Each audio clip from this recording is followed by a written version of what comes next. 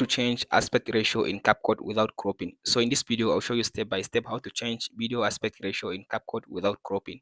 So all you have to do now here is now my video clip. I added the video clip. Now right click on the clip, right click, go to copy and tap on the timeline and paste in the clip. So now I duplicated my clip. So now select the first clip. After you select the first clip, now go to this video and then scroll basics under the video and then scroll to down. And after you scroll to down, then check on this canvas. After you check on this canvas, then go to this option and select this blue. After you select this blue, so now go ahead and choose this last one. After you choose this last one, so now go back and now select the all clip. So now select both clip, select this first one and the second one. After you select all of your clip, the two clips, and then go to this aspect ratio.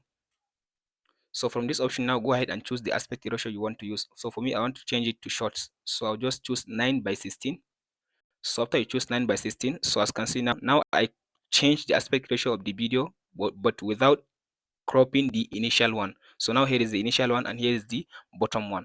So that's it on how to change aspect ratio in Capcut without cropping. Be sure to like and subscribe.